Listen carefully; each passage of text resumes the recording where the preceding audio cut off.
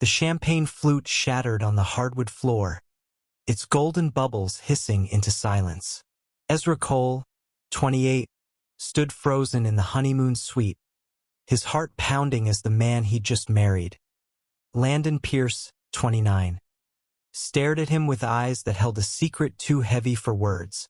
In that moment, under the glow of a San Francisco chandelier, Ezra realized the life he dreamed of was about to unravel.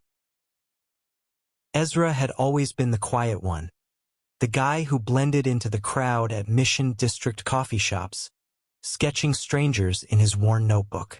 Raised in a small Ohio town where being openly gay felt like a rebellion, he'd moved to San Francisco at 22, chasing freedom and a chance to breathe. At 28, with his sharp jawline and hazel eyes, he carried a cautious optimism, tempered by years of hiding who he was. His life changed the day he met Landon at a Pride festival in Dolores Park. Landon Pierce was a whirlwind, tall, with curly blonde hair and a laugh that could stop traffic. A 29-year-old photographer from Seattle, he'd come to San Francisco for a freelance gig, capturing the festival's vibrant chaos. Their first meeting was electric. Ezra, sketching a drag queen mid-performance, didn't notice Landon snapping photos of him until their eyes met.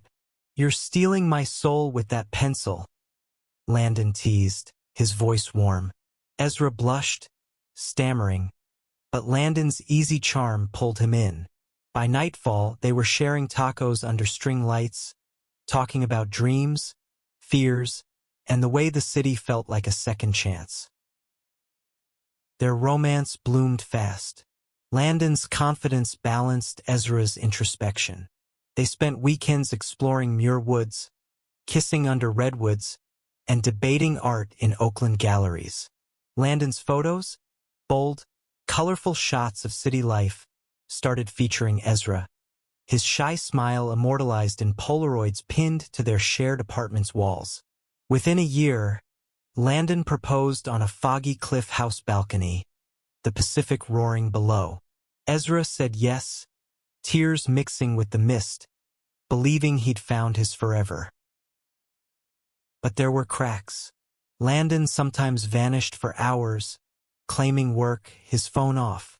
Ezra brushed it off. Landon was passionate, a free spirit. Yet, in quiet moments, Ezra wondered about the shadows in Landon's eyes, the way he'd dodge questions about his past. Seattle was complicated. Landon would say, changing the subject. Ezra, in love, let it slide. He didn't want to ruin the magic. The wedding was perfect.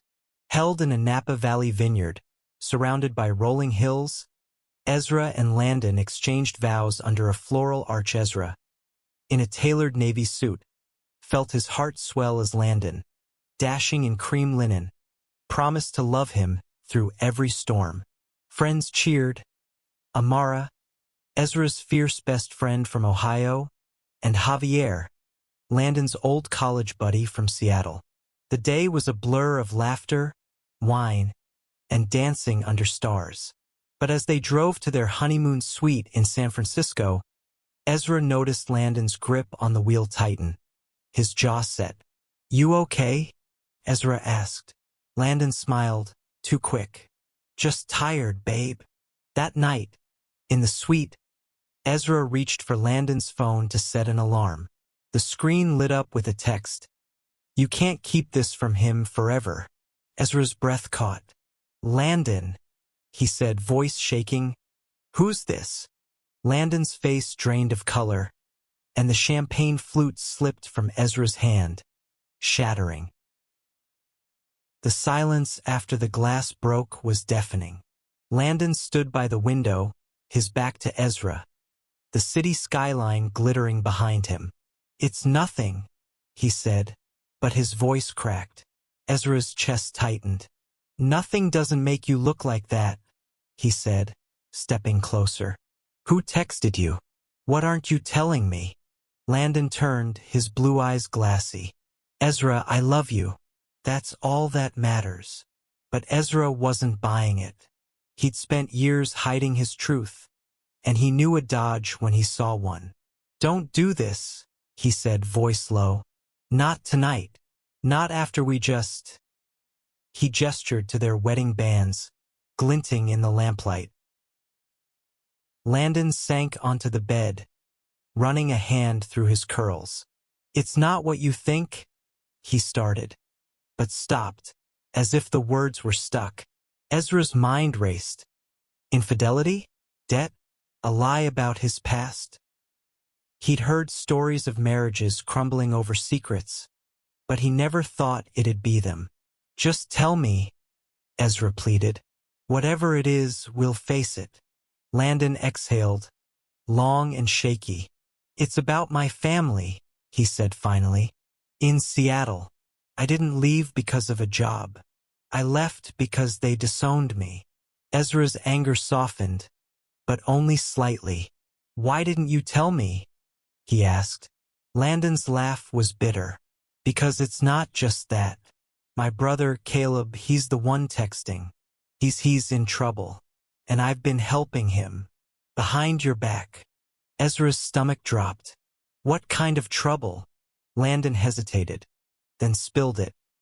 Caleb, 25, had fallen into addiction, spiraling after their parents cut him off for being trans. Landon had been sending him money, lying to Ezra about where it went. "I didn't want you to think I was choosing him over us," Landon said, tears falling. "But he's my brother. I couldn't let him drown." Ezra felt a mix of relief and betrayal. Relief that it wasn't an affair, but betrayal that Landon hid something so big. "You should have trusted me," Ezra said, voice breaking. "We're married, Landon. No secrets."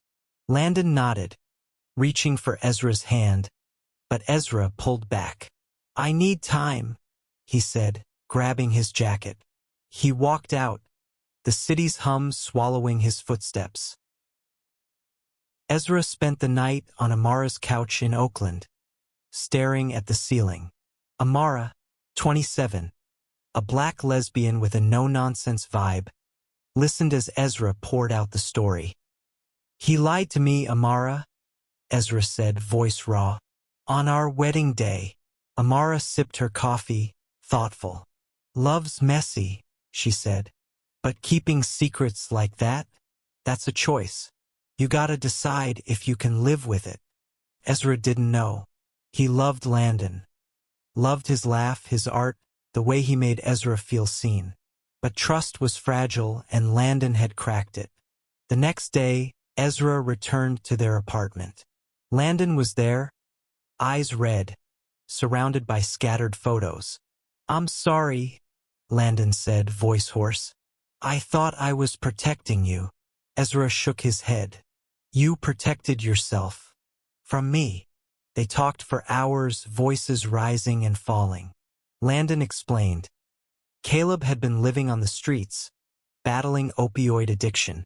Landon sent money, hoping to get him into rehab, but Caleb kept relapsing.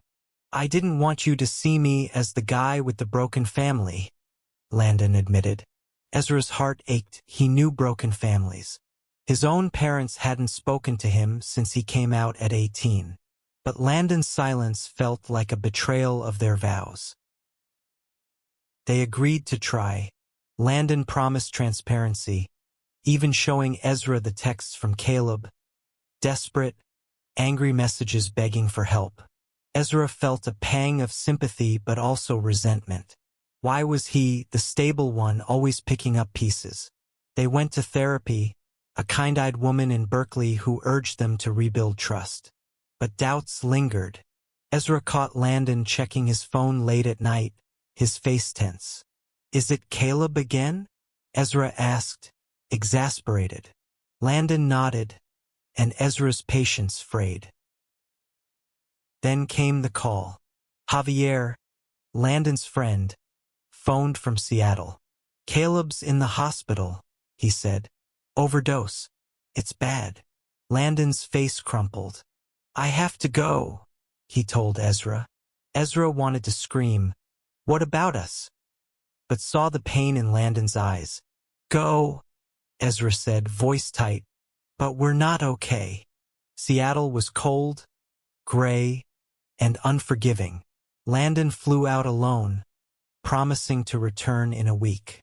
Ezra stayed in San Francisco, throwing himself into work at a local bookstore, trying to drown his doubts. But they crept in.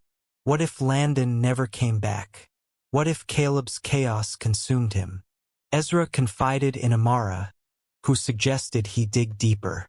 "You don't know Landon's whole story," she said. "Maybe there's more he's not saying." Ezra hesitated, then checked Landon's laptop, left open on their desk. He found emails, hundreds of them, between Landon and Caleb.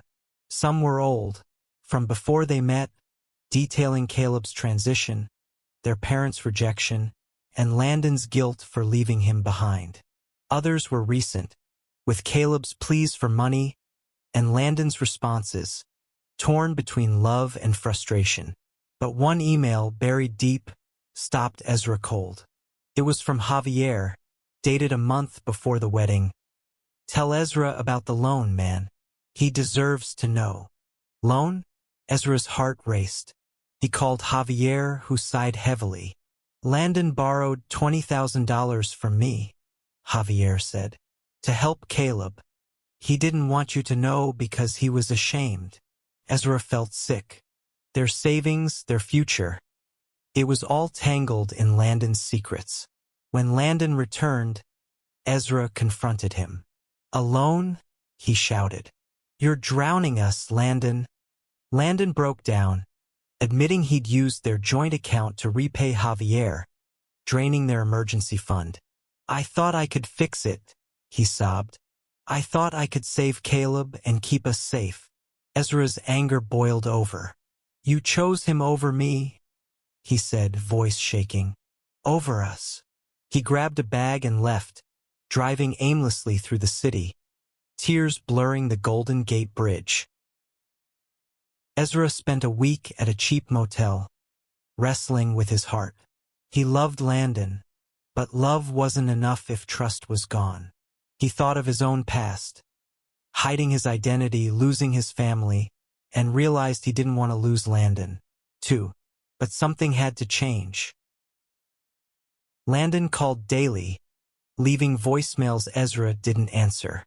Finally, Ezra agreed to meet at their favorite beach, where they'd shared tacos years ago. Landon looked wrecked, his curls unkempt, his eyes hollow. "Caleb's in rehab," he said. "I told him I can't keep bailing him out. I chose you, Ezra. I should have from the start." Ezra listened, torn. Landon handed him a letter, written in his messy scrawl. It detailed everything, his fears, his guilt, his love for Ezra. "I'll spend my life rebuilding your trust," Landon wrote. "If you'll let me." Ezra's throat tightened. He saw the man he'd married, flawed but fighting for them. They didn't fix it overnight. Therapy helped, as did Landon's transparency, sharing bank statements, cutting off Caleb's demands. Ezra set boundaries, insisting they rebuild their savings together. Slowly, trust grew. They volunteered at a local LGBTQ center, helping youth like Caleb, finding purpose in their pain. One night, under the stars, Ezra took Landon's hand. "We're not perfect," he said, "but we're real." Years later, at their 5th anniversary, Ezra looked at Landon, his husband, his partner in every storm. The scars remained, but so did their love. Stronger, tested, true. They'd learned that love wasn't just romance. It was choosing each other every day, no matter the cost.